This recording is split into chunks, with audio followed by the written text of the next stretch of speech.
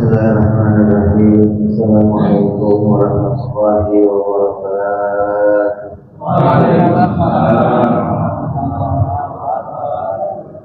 Al-Fatihah wa sayyidina Rasulullah Sayyidina Muhammad bin Abdullah sallallahu alaihi wa alihi wa sahbihi dan Allah yang menjadikan dia dengan jalan yang berwajib masuk ke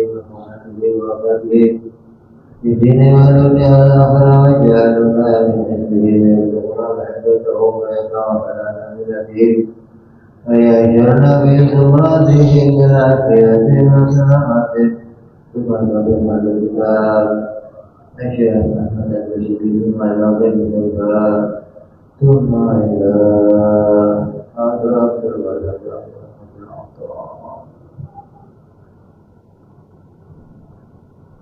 وأن الله في علومنا هو الفاتحة أعوذ بالله من الشيطان الرجيم بسم الله الرحمن الرحيم الحمد لله رب العالمين الرحمن الرحيم مالك يوم الدين إياك نعبد وإياك نستعين اهدنا الصراط المستقيم صراط الذين أنعمت عليهم غير المغضوب عليهم ولا الضالين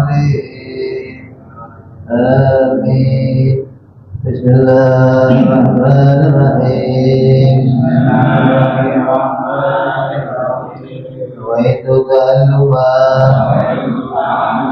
وتعليما وتذكرا وتذكيرا ونفعا والانتفاعا والإفادة والاستفادة والإثاء على التمسك بكتاب الله سنة رسول الله صلى الله عليه وسلم ودعاء إلى الهدى ودلالة على الخير ابتغاء مرضاته وقربه وثوابه وحسن الخاتمة مع اللطف والعافية وصلاح العاقبة. Bismillahirrahmanirrahim. Alhamdulillah rabbil alamin. Salatu wassalamu ala asyrafil anbiya'i wal mursalin sayyidina wa habibina wa syafi'ina wa maulana Muhammadin wa ala alihi wa sahbihi ajma'in amma ba'du. Wala musafirul kitab rahimahullah nafa'ana bihi wa bi'ulumihi finnawain Allah aftah qulubana qulubal alimin bi'idmanika wansur alaina bi'ahmatika ya arhamar rahimin. Bismillahirrahmanirrahim. Kemarin kita sudah bicara tentang hukum adi, hukum sebab akibat. Hukum sebab akibat itu adalah hanyalah hubungan sesuatu dengan sesuatu atau gandengannya sesuatu dengan sesuatu. Allah bikin hukum adi itu untuk apa?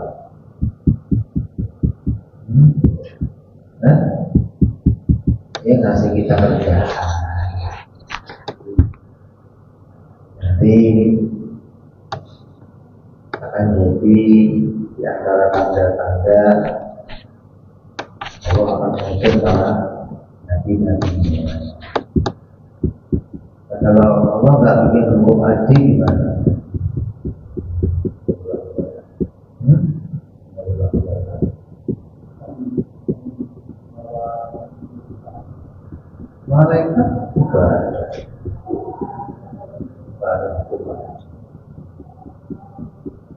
Kalau nggak tahu hukum adil ya kayak contohnya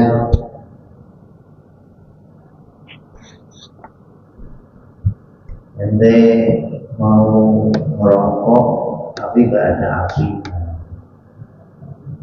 gimana?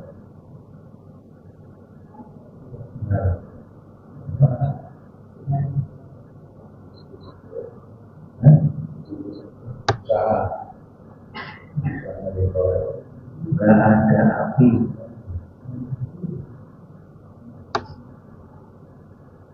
Saya kalau ya Allah tolong nyalain dong ya Allah. Ini sombong maknanya. Dia mau anak nasi, ya Allah ini belakang nggak matang, ya Allah dinyalain apinya. Bos, saya sombong aja. Dan biar nggak mau, Allah kasih kamu kerjaan. Allah kasih gantinya kalau mau nyalain pakainya api lah. Caranya bikin api gimana ya Allah? Ambil batu sama batu terus di batu sama batu digesek keluar.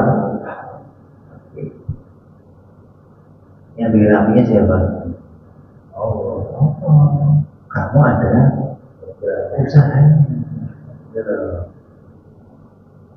Ibu Adi begitu, hanya menggandengkan sesuatu dengan nanti Allah kasih pertolongan. Nah, sekarang orang menganggap api itu yang bikin apa, batu itu yang bikin api, gitu loh. Si batu bikin api, si api bikin angus, sehingga Allah nggak kelihatan jadinya. Kayak hukum adat itu berjalan dengan sendirinya, gitu loh. Dengan kekuatan yang sudah Allah kasih, tabiat yang Allah kasih. Memang tabiatnya batu begitu, kalau dipukul keluar apinya. Nah, itu makanya. Jadi orang jadi salah menganggap, sudah nggak ngerti lagi apa itu yang namanya hukum tadi. Padahal hukum sebab akibat itu Allah bikin biar diantaranya biar kamu ada kerjaan. Nah, kerjaan kamu itu kan bisa saja menghasilkan sesuatu kalau Allah kasih. Kalau nggak hasil sesuatu, hasil apa? Hasil pahala.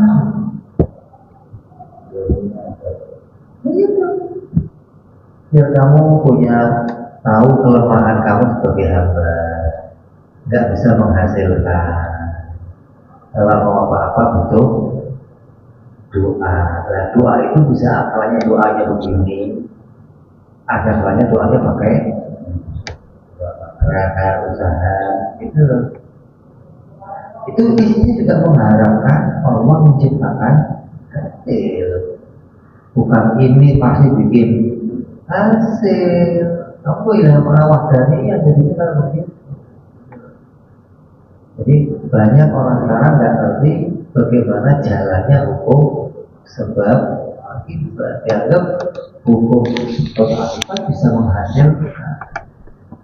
Gak ada. Kalau hukum sebab akibat bisa menghasilkan, nanti Tuhan banyak. Mati Tuhan, batu jadi Tuhan, api jadi Tuhan.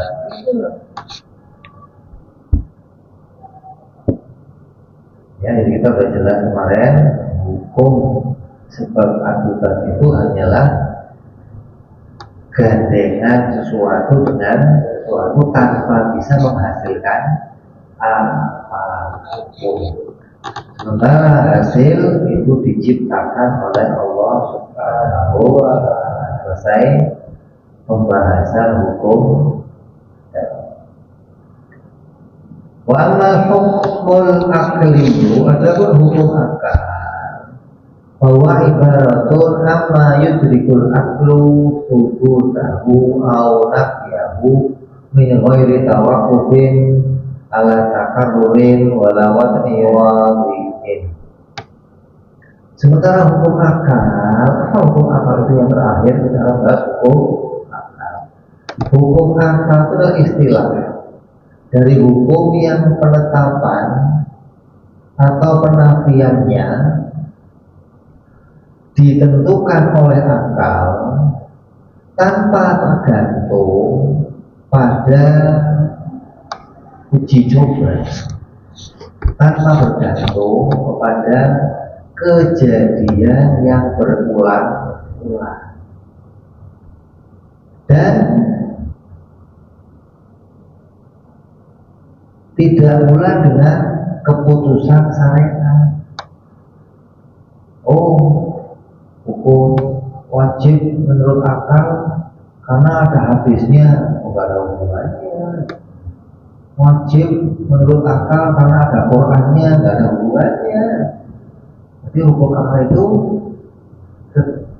ketetapan hukum yang di dalam ketetapannya tidak bergantung kepada kejadian yang berulang-ulang seperti hukum adi, dan tidak bergantung dengan berita syariat seperti syar'i. Kalau hukum syar'i bergantung pada berita nabi, berita syariat. Kalau hukum adi bergantung pada kejadian yang berulang-ulang. Hukum akli adalah hukum yang tidak bergantung kepada kejadian yang berulang-ulang dan tidak pula bergantung kepada berita syar'i. Karena kejadian yang berulang-ulang ini bisa mengalami perubahan. Hukum syar'i juga bisa mengalami perubahan. Bisa dihapus, bisa ditambahin, bisa dirubah. Itu hukum syar'i. Adapun hukum akli tidak mengalami perubahan, tidak mengalami perubahan, dan tidak bisa mengalami penghapusan. Tidak ada hukum akli wajib. Oh, nanti berubah begitu. Mustahil, tidak ada. Hukum akli wajib ya selamanya wajib. Satu-satunya hukum yang tidak bisa berubah. Kalau mau ekstrim, satu-satunya hukum yang tidak diciptakan. Artinya, kenapa? Karena hukum akli itu ketetapan di mana kita melihat kenyataannya sesuatu.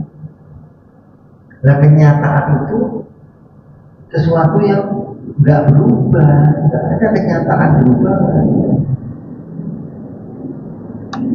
Jadi mau menetapkan sesuatu tentang hukum akal, kok bisa mengalami perubahan? Nanti hukum tentang Allah bisa mengalami perubahan. Allah yang tadinya wajib bisa jadi fa'il atau jaiz. Sifat Allah bisa berubah. Gak ada sifat Allah yang wajib selamanya wajib. Dan penetapan wajibnya itu gak tergantung adanya akal. Mau ada akal, gak ada akal, hukumnya begitu.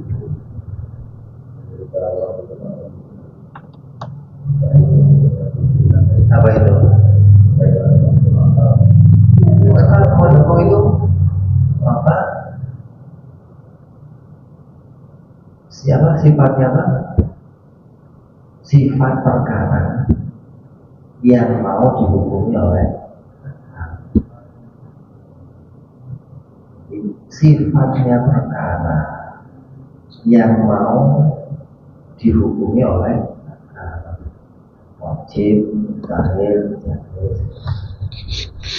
Nah, sifat perkaranya nggak mengalami perubahan. Sifat perkara yang jaiz dia selamanya jaiz. Sifat perkara mustahil selamanya mustahil. Sifat perkara wajib Allah selamanya wajib, belum bisa berubah. Nggak bisa. Jaiz selamanya akan jadi jaiz. Yang mustahil tak sekutu bagi Allah selamanya mustahil. Yang wajib tentang Allah selamanya wajib, nggak berubah. Ini satu-satunya hukum yang penetapannya terjadi secara pasti. Pada awalnya berita ya, kalau bisa tiba-tiba orang paham tentang itu nggak apa ini. Kok nggak bisa? Kalau kita kan betul ada orang yang menyebabkan kepada dan Rasul. Atau nggak bisa? Mengatakan itu. Kan dia mau tadi hukum hukum yang nggak butuh berulang, maka nggak butuh nabi, nggak perlu nabi kan. Jadi menemukan benda bertempat butuh nabi kan.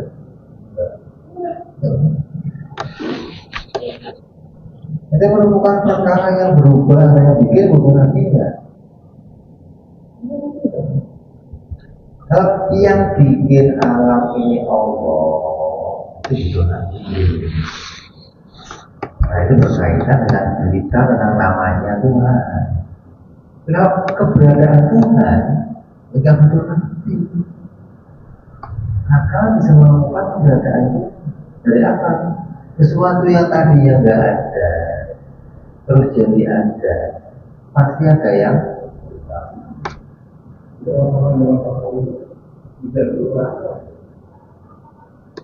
hukum akal itu pertama mengajari siapa? Ya Nabi ada. Jadi sejak zaman Nabi Adam sudah diajarkan bagaimana nazar, gitu loh. Nazar itu fitrahnya manusia. Diarahkan oleh Nabi Adam, diarahkan oleh berikutnya, diarahkan. Ketika mereka nggak ketemu Nabi, akalnya pun bisa berpikir, gitu loh.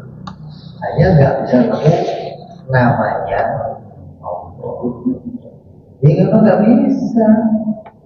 Saya kalau nggak kenalan sama itu, dia nggak tahu nama itu. Saya kemarin Siapa? siapa orang yang tahu Kapan tuh? di akhirat ada Orang yang hidup di kapan? Kalau orang yang hidup dalam makhluk mikir Allah, dosa.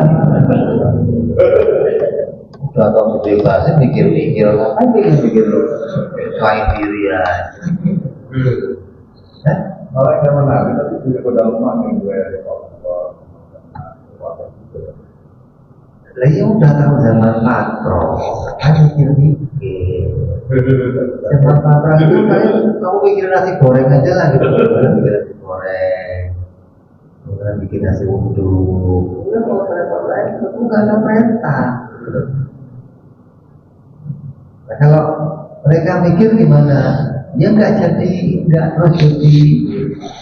Sebenarnya enggak Tapi walaupun begitu, semua orang yang hidup di pedalaman, yang nggak pernah ketemu manusia, hidup dalam komunitasnya sendiri, tetap bertuhan. Nabi adanya, aku tahu ya, di mana kelompok mana yang nggak pernah ngakuin Tuhan. Nah itu Tuhannya itu batu, entah Tuhannya pohon, entah Tuhannya itu api.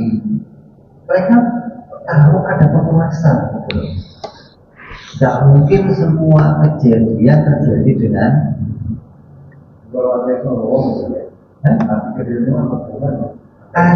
itu hanya keder aja.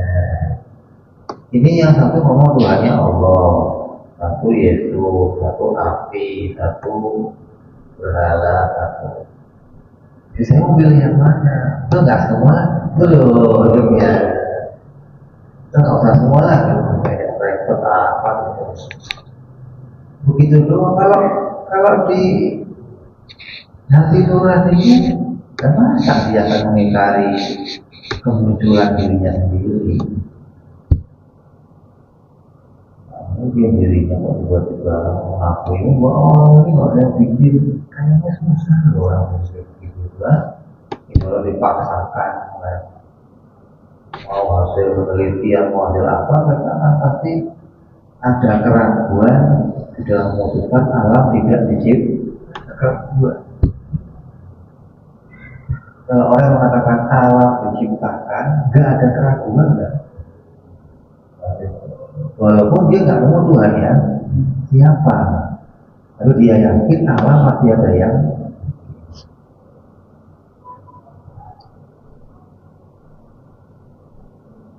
wahadal hukmu salitu walladhi ta'arradna lahu fi aslil akidah. Dan hukum yang ketiga inilah yang akan aku jelaskan dalam pembahasan kitab Nasrah atau kitab akidah. Jadi mengatakan annal hukmal akli, yang mau dibahas hanya hukum akal. Dalam hukum yang dua tadi, hukum syar'i, hukum adi itu nggak akan jadi pembahasan. Tapi kenapa kok dibahas di awal? Biar kamu nggak nanya lagi tentang pengertian hukum. Apa sih hukum? Yang ketika ngomong ini adalah wajib, berarti wajibnya menurut akal. Sudah tahu itu, nggak nanya lagi.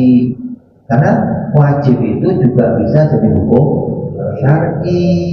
Wajib itu juga kadang orang ada ngomong jadi hukum adi. Ketika kita ngomong ada hukum wajib bagi Allah, itu kok wajib apa? Pasti wajib akli.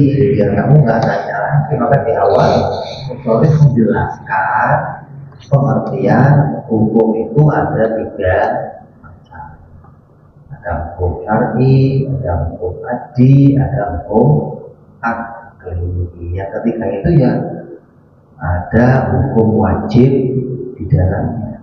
Syar'i yang punya hukum wajib, adi kadang ada orang yang menyebutkan punya hukum wajib, akli apalagi punya hukum wajib. Nah, nanti kita ngomong wajib, kamu sudah nggak nanya lah.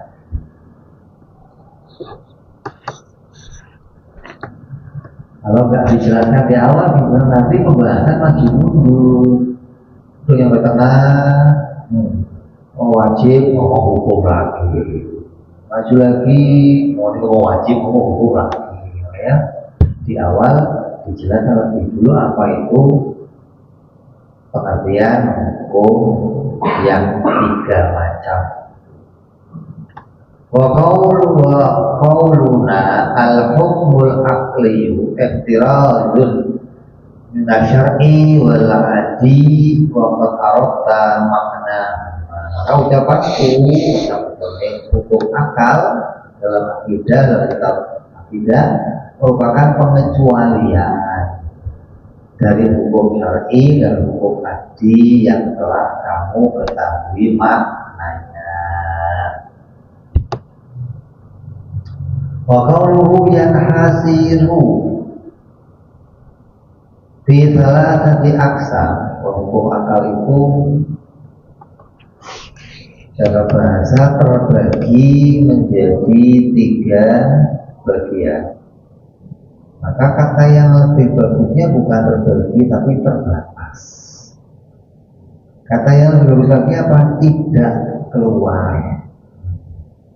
Yang hasil itu namanya tidak keluar dari tiga bagian.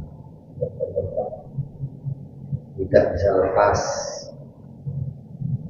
Yakni anna kullama yutasawwaru bil aqli au yudrikuhu min dawatin wa sifatin judiyatin au salbiyatin au ahwalin wa dimatin au hadisatin la yahlu an hadhihi thalathatil aqsam.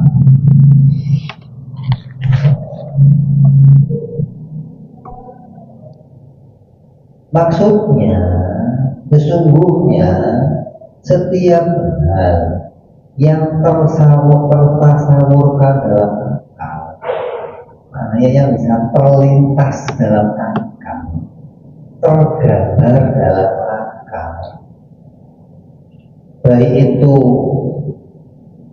berupa zat atau sifat yang bersifat wujudi atau zati, atau yang bersifat salbiyah atau yang bersifat bangsa haliyah, baik itu pada perkara yang qadim maupun yang hadis yang bisa diidrak oleh akal, itu semua tidak lepas dari tiga hukum ini. Maknanya apa? Sifatnya perkara yang mau dihukumi oleh akal. Nah, perkara yang mau dihukumi akal yang mana? Mana tadi? Perkara yang mau dihukumi yang mana?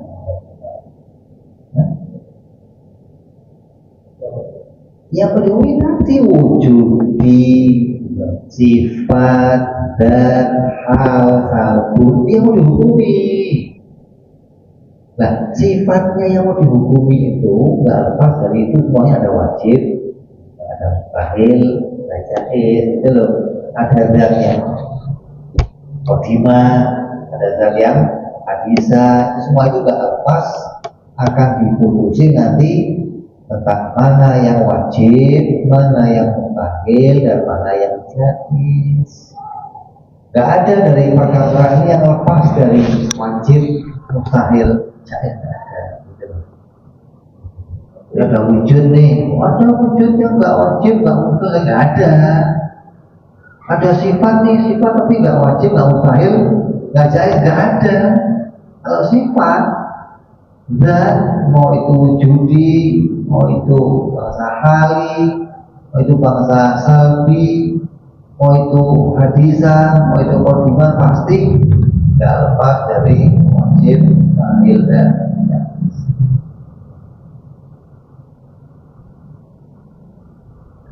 Ayla budalahu ayatasifah biwahidin minha imma bil wujubi awil jawazi awil istihalah. Maka tidak akan lepas dari salah satunya, mau itu perkara itu wujud, perkara itu jawaz, perkara itu istihalah. Sebelum diidrak oleh akal, perkaranya itu disebut wujud, disebut jawaz, disebut istihalah. Setelah digambarkan oleh akal, jadilah namanya wajib, gitu. Jadilah namanya jaiz atau mustahil. Sebelumnya wujud,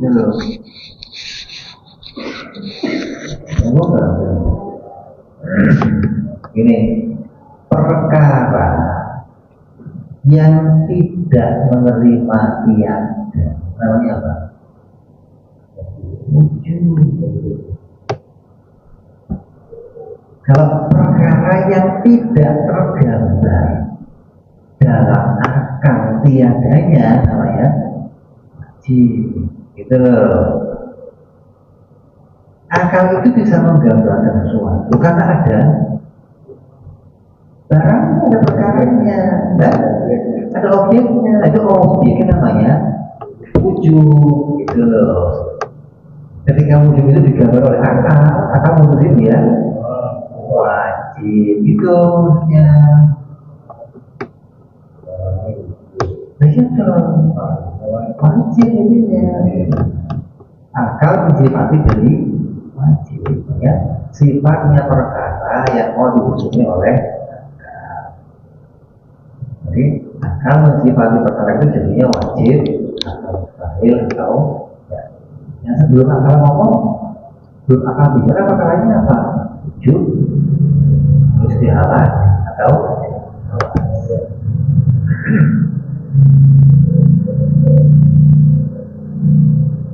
wa qawlu wal wajib mala yutasawwaru bil aqli ada.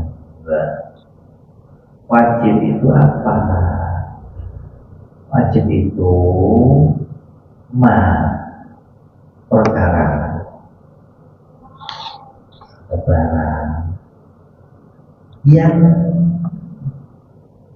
tidak tergambar, tidak tertasawurkan di dalam akal, tidak bisa dimengerti oleh akal, tidak diterima oleh akal ketiadaannya seperti itu.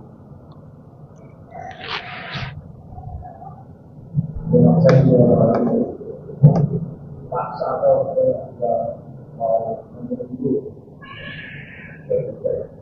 Maksudnya wujud suruh ngomong bukan wajib, ya nggak bisa. Umpama ngomong di mulut nggak bisa dalam kayak gini. Jadi sudah paksa Tuhan dua. Kalau enggak buat dulu ngomong kayak ini. Jangan dua aja, lima juga nggak apa-apa. Ngomong lima kan di mulut doang. Hati kamu nggak bisa ingkar. Kayak ini hitam. Ini sudah ngomongnya putih gimana? Saya ngomong doang putih, ngomong putih. Tapi hati kamu nggak bisa ingkar kalau itu hitam. Itu namanya apa yang sudah diidrak oleh akal itu nggak akan bisa diingkari. Kita bisa minggu aja lah. Menjadikan orang ini juga orang-orang yang nggak berpegang kepada kebenaran itu yang namanya barang benar itu nggak bisa diputar balik. Tapi kalau barang salah bisa berbalik. Jadi mau pura-pura ini barangnya salah ya. Orang lagi pengaruh kayak makoli dan ngomong lagi kita lagi mau diputar balik kayak apa aja bisa. Kalau barang benar nggak bisa. Jadi yang pertama, hukum yang pertama namanya apa? Wajib. Apa itu wajib? Ma la yatasawwaru bil akli. Kalau wujud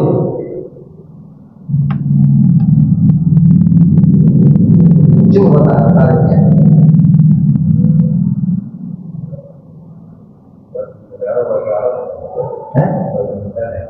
Bahasa Arab.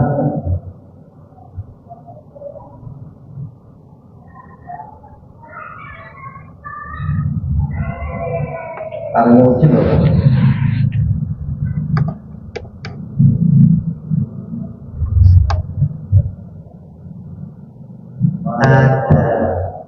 Ada multiplikat suatu yang tidak pernah mengalami ketiadaan, yang tidak pernah mengalami ketiadaan namanya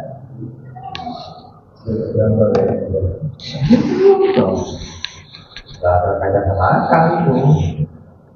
Dalam kaitan sama akal, kita mengatakan la yatasawwaru bil akli ada, yakni anal wajib al akliyah huwal amrul ladzi la yudriku bil akli. Yang namanya wajib itu hal yang ketiadaannya itu tidak bisa digambarkan oleh akal, tidak bisa dibenarkan oleh akal. Kalau ada orang ngomong Tuhan itu nggak ada, semua akal yang waras akan ngomong nggak mungkin. Gitu. Kalau ada orang ngomong benda itu ada benda yang tidak bertempat, semua akal ngomong nggak mungkin. Gitu loh. Akal nggak bisa berujar itu betul, nggak bisa gitu loh. Nggak bisa apa nggak bisa. Jadi akal selalu bisa menemukan, akal yang sehat itu bisa menemukan yang wujud itu jadi wajib, yang enggak tertukar-tukar, enggak terus wujud jadi mustahil, nanti Jawa jadi wajib, ya tetap hukum namanya. Jadi kamu nggak ngerti keadaannya sih perkara sampai kamu salah menetapkan hukum pada si perkara.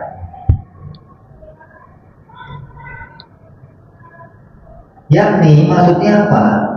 Imma ibtidaan bila ihtiyajin ila sabukin Allah wa yusamma daruriyan kata hayus matalan al-jilmi wa innal akla ibtidaan la yudrikul ittifaq al-jirmi anita hayuzi ay akdihi kodron minal marof.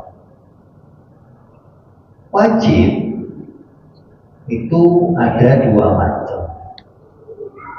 Ada dua macam itu dalam hal apa ini?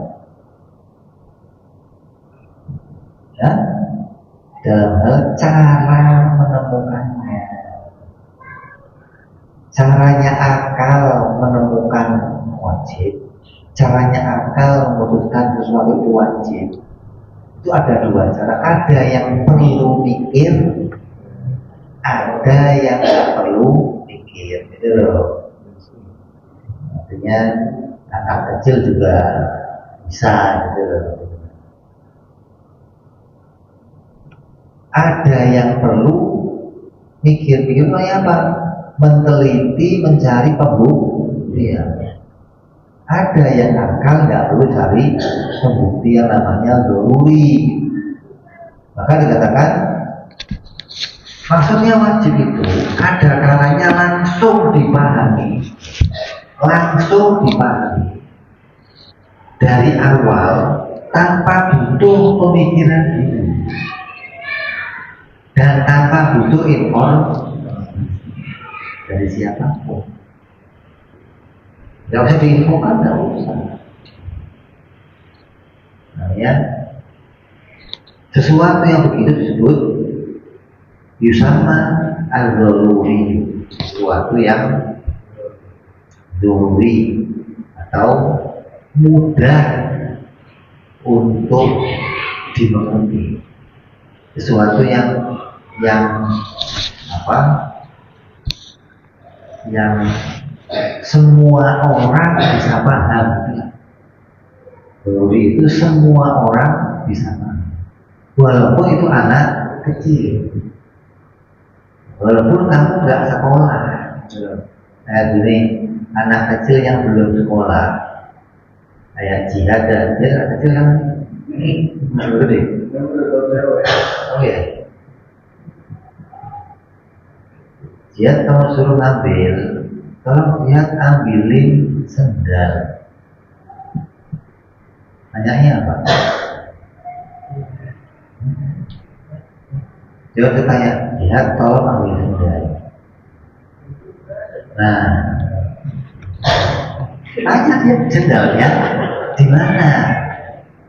Gitu loh. Itu gak usah mikir, gitu loh. Anak kecil juga tahu. Gak usah sekolah kuliah dulu untuk tahu sendal di mana. Gak perlu kuliah, gak perlu. Anak kecil yang otaknya lemot juga tahu sendal itu gimana. Gak usah pakai sekolah. Itu namanya semua akal bisa. Lah, doruri ini sesuatu yang gak akan mungkin ada perbedaan. Semua akal akan satu pendapat, namanya doruri. Gak ada perbedaan antara akal yang satu sama akal yang lain. Oh kata dia, oh kalau di Amerika sudah gak bertempat, gak ada. Gitu. Itu mau di Amerika, kayak mau di langit, kayak mau di bumi, mau di neraka, sudah pasti bertempat.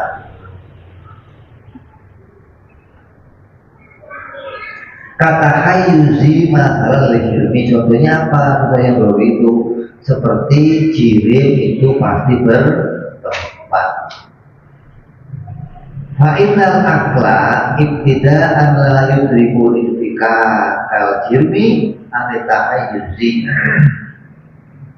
Akal dari awal tidak bisa memahami adanya benda yang tidak bertempat.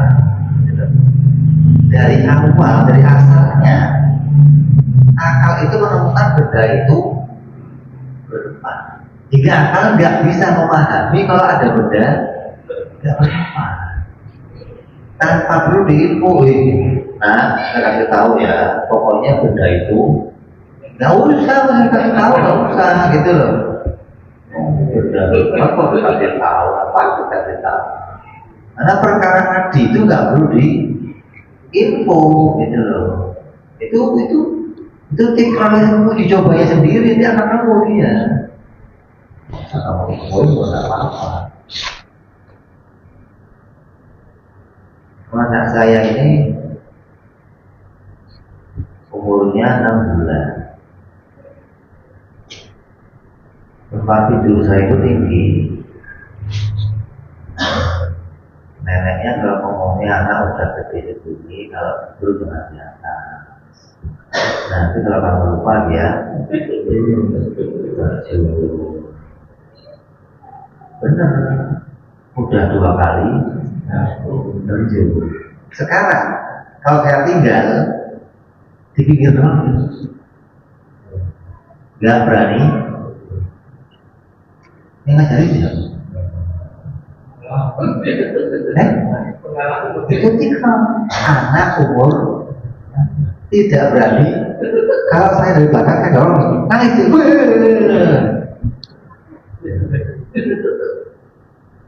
Jadi nggak usah. Ini masih batal, nggak perlu dia katakan aja. Jadi kalau saya jatuh, bujur lagi deh. Masuk dan bujur dia bujur. Tanpa perlu. Oh, siapa yang punya? Dia nanti. Jadi inkishaf dengan info itu beda. Jadi bisa tersingkat dia memahami sesuatu. Ada inkishaf yang dari info, ada inkishaf yang dari akal, ada inkishaf yang dari adat visi. Judulnya inkishaf, terbuka pemahaman.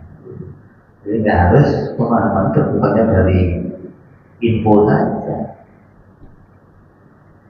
Nah, kita memahami sesuatu itu wajib. Ini kan nggak perlu nabi kan?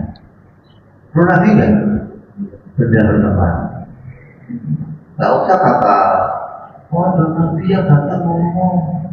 Nggak umumnya kok ada nabi yang ngomong benar nggak bertempat, nanti percaya juga. Dunia, kamu terpaku kepada omongan seseorang, sedangkan hal ini perkara yang nggak perlu berita orang lain.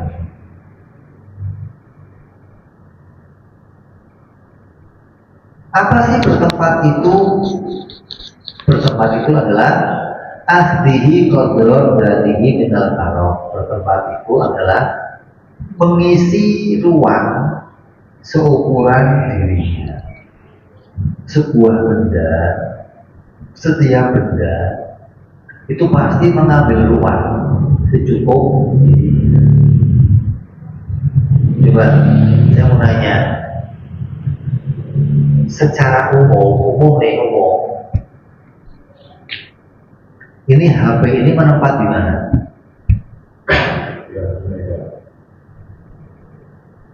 Di atas meja.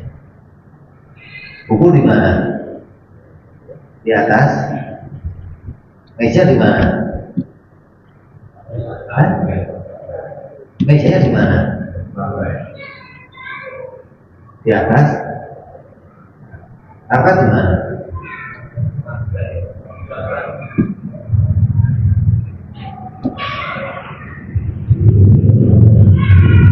Jadi orang menganggap yang namanya bertempat itu dia harus berada di atasnya sesuatu. Berarti dia menempati. Kalau dia begini, dia awang-awang.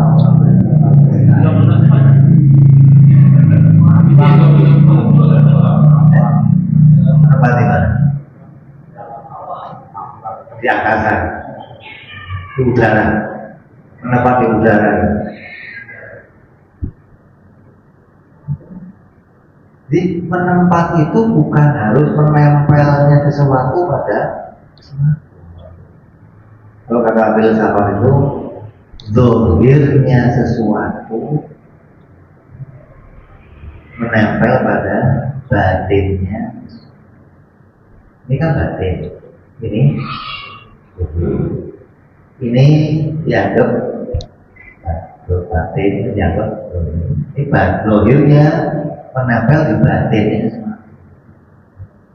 Ini menampak. Padahal menempat tidak begitu. Menempat itu dia mengambil ruangan secukupnya, ruangan nih, ruangan.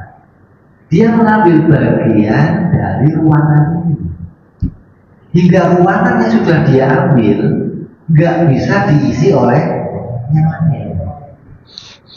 Contoh, ini meja di sini. Kalau saya ambil meja lagi, saya taruh depan saya, bisa nggak?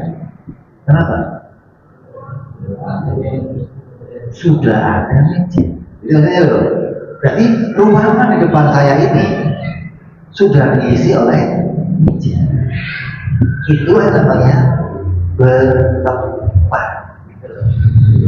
Gak ada urusan sama karpet, gak ada urusan sama lantai, gak ada urusan sama apa, gak ada. Dia urusannya sama ruangan. Ketika ada ruangan yang sudah diisi, maka yang mengisi ruangan namanya jirim, dia bertempat. Kalau saya ingin depan saya ini ada meja lagi yang lain, maka meja ini harus saya pindahin. Tuh, itu di atasnya loh. Kalau depan saya sampai ada meja yang lain yang baru, berarti meja yang lama ini harus dipindahin, ditaruh meja yang baru. Kenapa? Karena ketika dia dipindahkan, ruangan depan saya ini apa? Maka bisa diisi oleh yang lain. Nah, sesuatu ruangan yang sudah diisi tidak bisa diisi benda yang lain. Nah, benda, sesuatu yang mengisi suatu ruangan, itu disebut namanya tahayus. Dia bertempat, maknanya mengisi suatu ruang, gitu loh.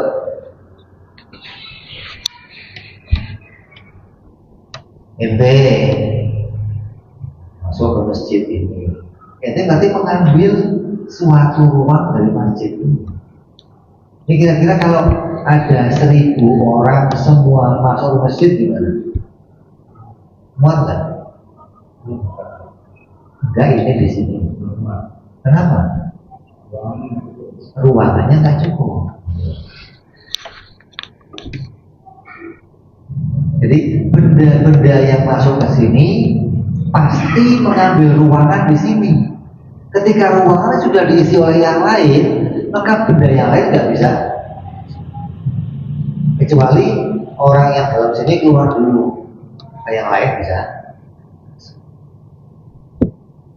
Itu namanya bertempat. Allah setiap menciptakan benda pasti dia mengambil ruang antara langit dan bumi. Benda apapun yang Allah ciptakan itu pasti mengambil ruangan antara langit dan bumi. Jadi dari langit dan bumi ini isinya benda-benda. Kamu kira ini kosong atau ada isinya ini? Kosong kan? Ini kosong kan? Apa isinya? Ini depan saya ini kosong kan? Ini apa? Jadi nggak ada ruangan kosong, nggak ada. Setiap ada ruangan pasti ada isinya. Jangan dikira itu kan ruangan kosong. Apalagi kalau ente yang kontrakan, maaf ya ini udah kamar kosong, nggak ada kamar kosong. Kalau ente bilang apa itu kosong, nggak ada ruangan kosong, nggak ada. Kata akal tiap ruangan pasti ada isi. Nggak mungkin ada ruangan kosong. Nah, isinya apa? Entah itu angin, entah itu apa. Ini pasti ada isi. Kalau ini gelas ini kosong, jadi isinya apa? Kosong dari air, isinya apa? Darah. Ketika ini saya isi air, airnya kemana?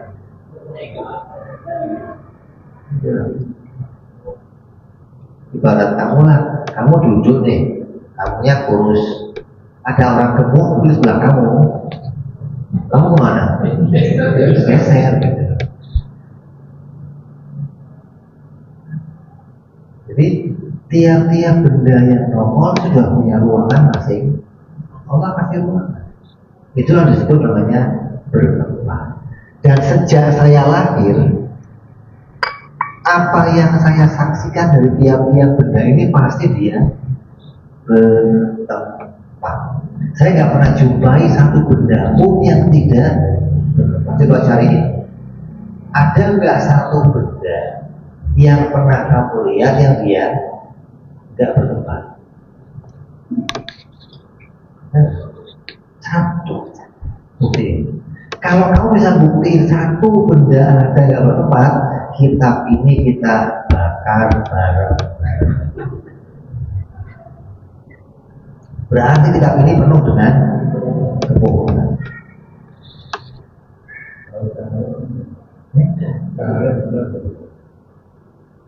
Cahaya walaupun bukan kalau kita komponen benda itu tadi cuma berat pada cahaya. Padahal cahaya itu latih atau enggak?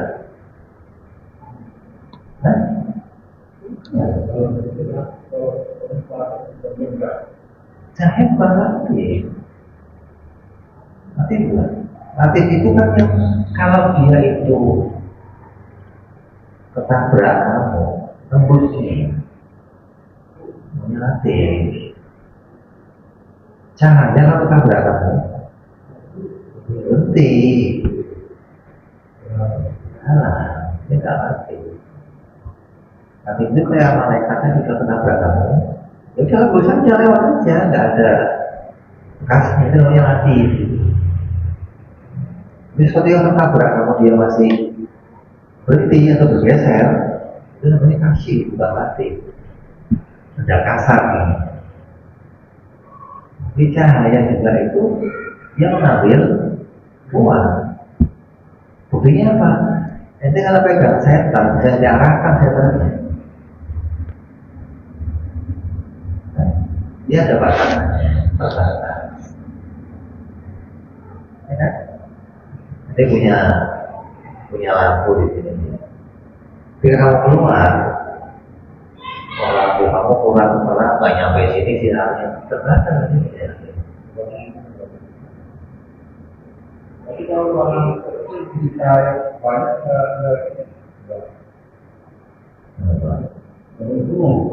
dia nggak masalah.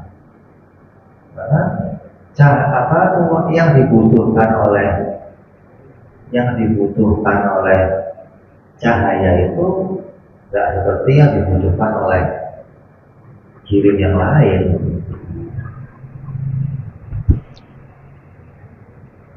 Yang namanya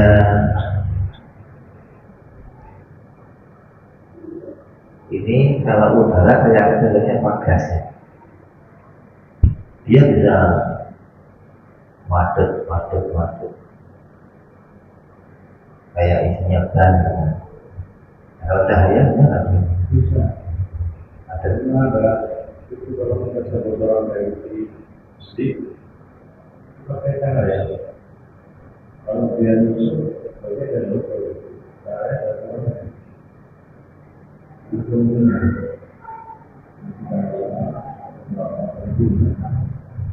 jadi kita harus pulang walaupun halus gitu ya. Dia harusnya nggak kurang. Ini cuma kayak air gitu ini. kalau pakai air kan enggak Jadi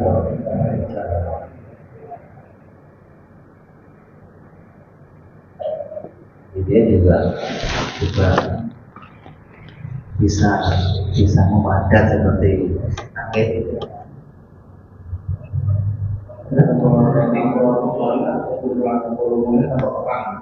Iya, itu memadat saja.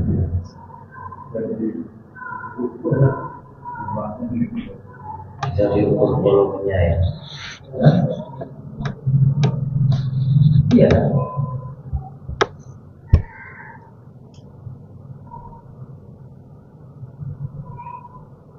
Itu namanya apa tadi? Doruri. Sesuatu yang bisa kamu putuskan wajib tanpa perlu ini. Contohnya apa lagi? Selain bertempat, contohnya apa? Yang bisa kamu putuskan, oh pasti nih, tanpa perlu mikir, contohnya apa? Apa?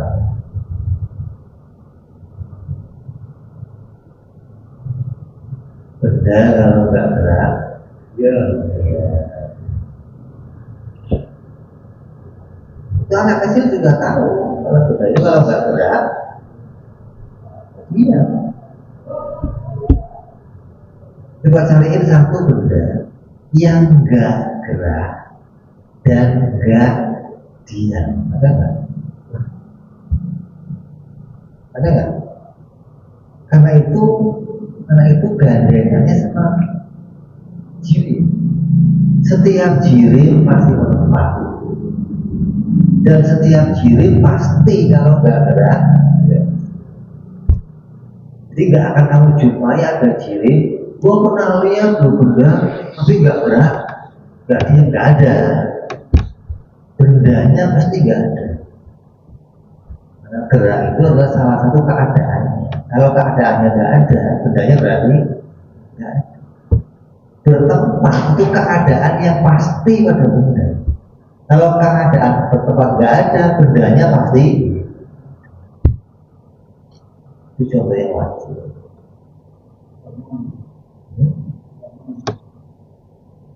Ya, dapatkan ibarat. Yang ibarat itu perlu dikaitkan sama banyak hal lah.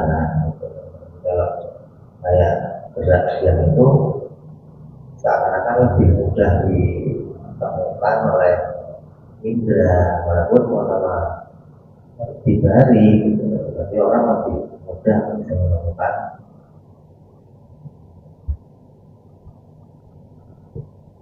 Zaman juga kalau orang bisa memahami, benda itu nggak akan lepas dari pagi, siang, sore, malam. Benda nggak akan lepas dari kanan, kiri, depan, belakang, atas, bawah.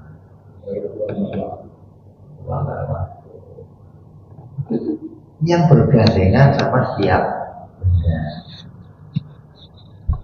Dan semua itu namanya perkara yang apa?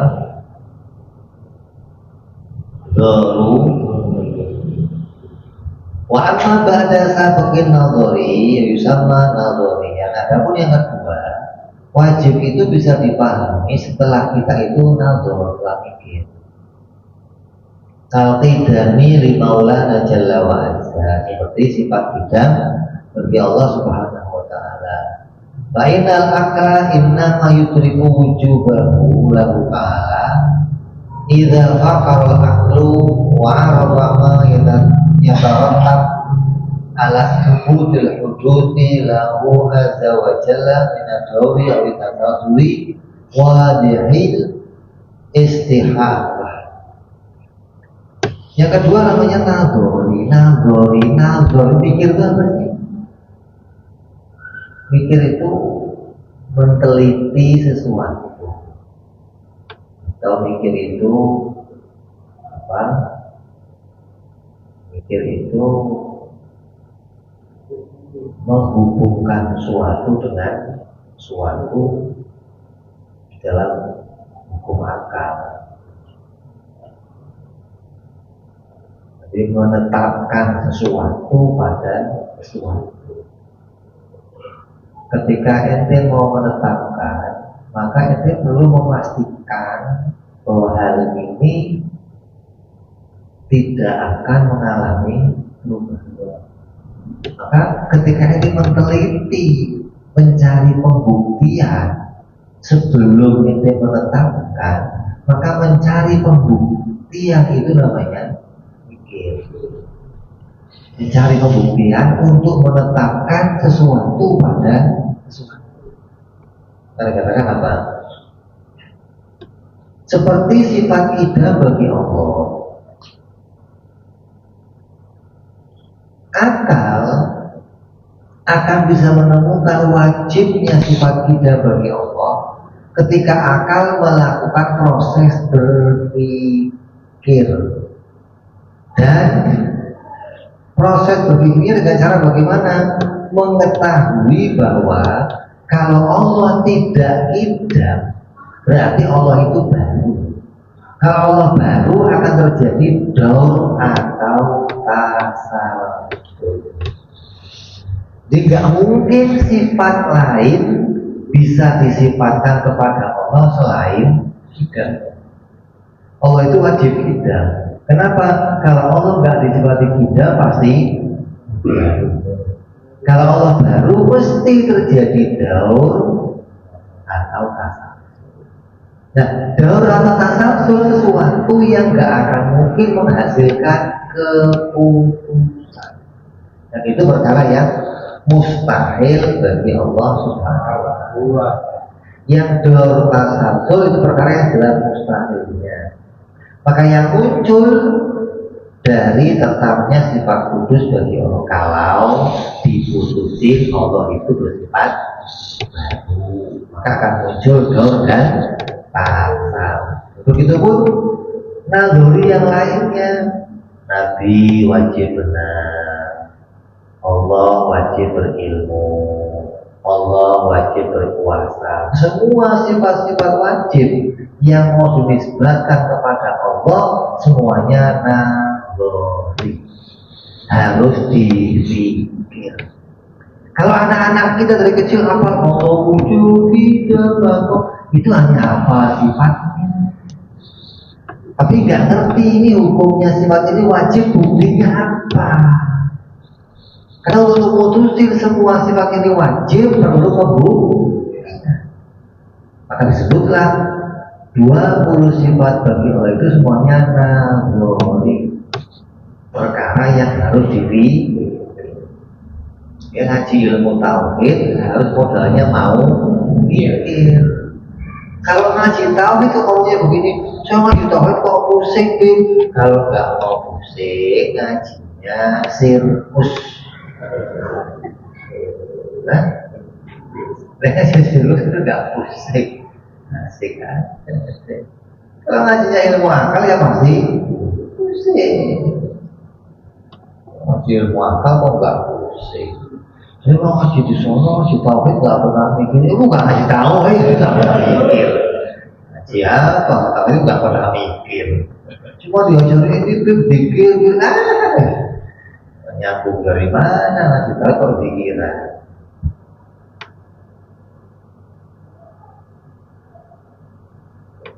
Sudah waqad arafta bihadzal inqisam al-wajibi ila daruri wa nadharihi. Maka dari sini kamu tahu bahwa hukum atau sifat wajib itu ada dua perkara. Itu ada yang ditemukan secara daruri dan ada yang ditemukan secara naluri. Sifatnya perkara yang mau dihukumi itu ada yang wajib.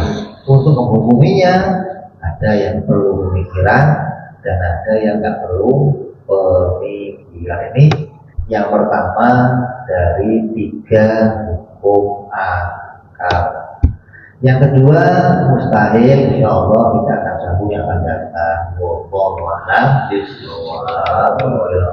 Nabi Al-Fatihah. A'udzubillahiminasyaitonirrajim. Bismillahirrahmanirrahim. Alhamdulillahirabbil alamin. Iyyaka na'budu wa iyyaka nasta'in. Ihdinas siratal mustaqim. Siratal ladzina an'amta 'alaihim ghairil maghdubi 'alaihim waladdallin. Amin.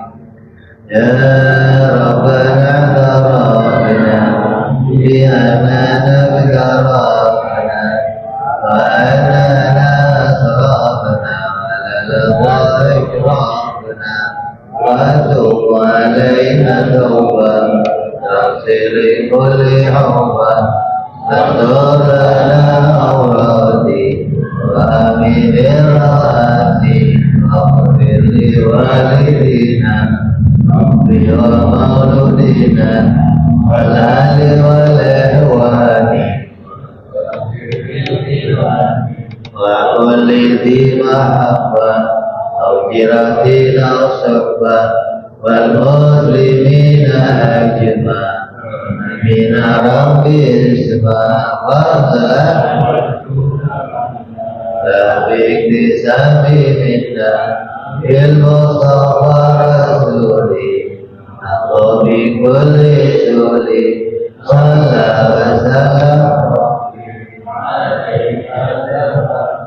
Wa alihi wa sahbihi Jada qasri surdi Walhamdulillahi Silbani wa tanani Wa narafika rabbil izzati amma yasifun Salamun alal mursalin Walhamdulillahi rabbil alamin Assalamualaikum warahmatullahi wabarakatuh.